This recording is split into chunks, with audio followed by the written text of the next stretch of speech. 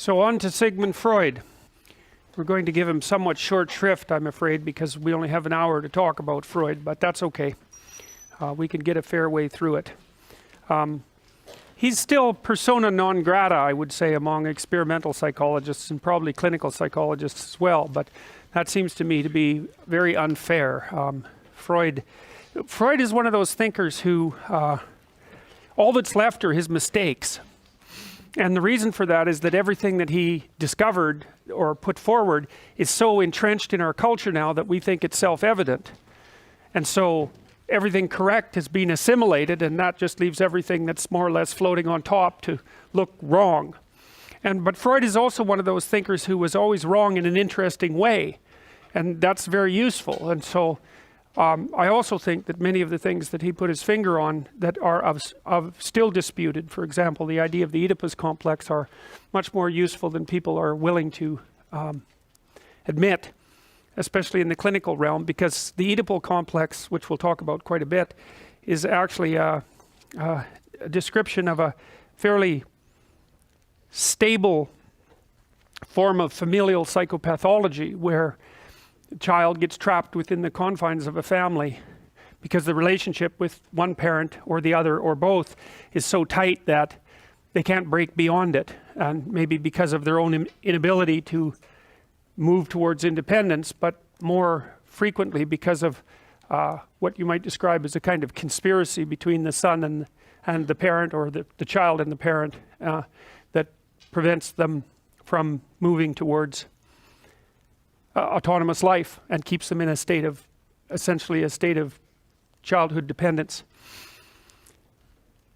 Freud said, "I started my professional activity as a neurologist trying to bring relief to my neurotic patients. Under the influence of an older friend and by my own efforts, I discovered some important new facts about the unconscious in psychic life, the role of instinctual urges and so on. Out of these findings grew a new science, psychoanalysis, a part of psychology, and a new treatment for the neuroses. I had to pay heavily for this bit of good luck. People did not believe in my facts and thought my theories unsavory. Resistance was strong and unrelenting. In the end, I succeeded in inquiring pupils and building up an international psychoanalytic association, but the struggle is not over." He made that recording just shortly before he died. He moved to England to escape the Nazis.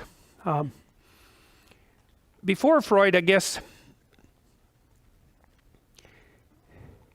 the mind was, it's complicated because Freud, of course, was not the only person to be thinking along the lines that he thought. Pierre Janet, who was one of his teachers, had originated and started to develop many of the ideas that I would say were popularized by Freud. But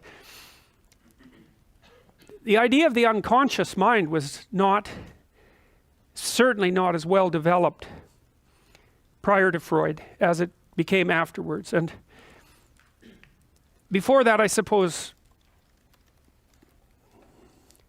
you might say that insofar as people thought of the mind at all, they thought of in philosophical terms, and the mind would be that part of you that you're aware of, like in the Cartesian sense. Descartes said, "I think, therefore I am," and it kind of seems in some sense self-evident that you're aware of and have control over the contents of your own mind.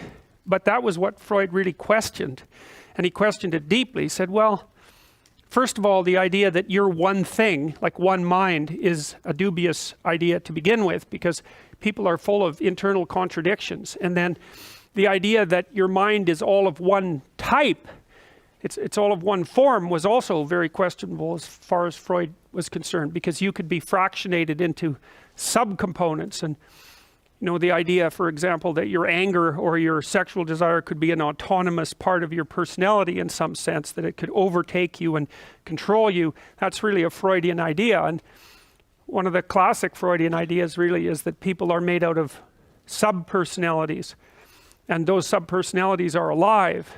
And that's one of the things I really like about the psychoanalytic thinkers, because even the psychologists who say over the last 30 years or thereabouts, since maybe longer now, anyways, since the demise of behaviorism as an ideology, and the admission by psychologists that there were there is an active unconscious, or many active unconsciouses, which is a better way of thinking about it. Psychologists still really haven't come to terms with the idea in any deep sense that these unconscious processes are living things. You know, when psychologists talk, for example, about the cognitive unconscious, they're talking about something that they describe in more machine-like, with more machine-like metaphors, and that's not reasonable. You understand things a lot better if you understand that the subcomponents that make up people, the fragmentary bits of them, and also the biological subsystems that are part and parcel of your being, are much more intelligently viewed as personalities. They're kind of unidimensional personalities in some sense, so that, for example, if you're angry, you're nothing but angry. I mean, that's an overstatement, obviously. Or if you're afraid, you're nothing but afraid. Or if you're hungry, you're nothing but hunger. Well, that's certainly true if you get hungry enough, or thirsty, or too hot, or any of those things. You kind of collapse to a simpler personality that only has one motivation in mind. And we'll talk a lot as we progress about the grounding of those unidimensional motivational systems in biology. But I'd have to say that Freud was among the first, at least the first, to synthesize a coherent theory of this multiplicity, and to put it forth while also insisting that much of what was happening to you and inside of you was not immediately accessible to your awareness. And it's a very profound discovery. It means, among many other things, that you can formulate ideas. First of all, it means that you can act out things that you don't understand for reasons that you don't understand. It also means that your memory can contain things that's represented in one way, but that can't be understood in another. So, for example, and we know this is true because there are independent memory systems. There's an independent memory system for procedures, that's for actions. There's an independent memory system for what you might describe as imagination, for the memory that uses images.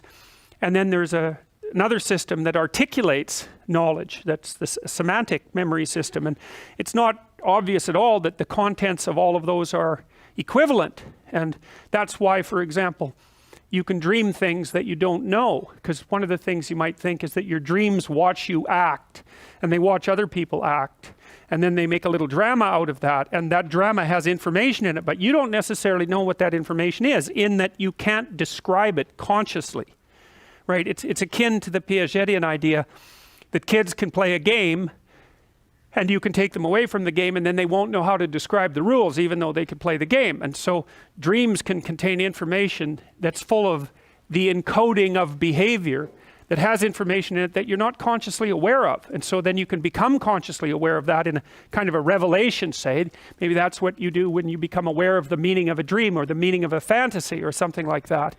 And that's all our ability to think that way, in some ways, can be traced back to Freud.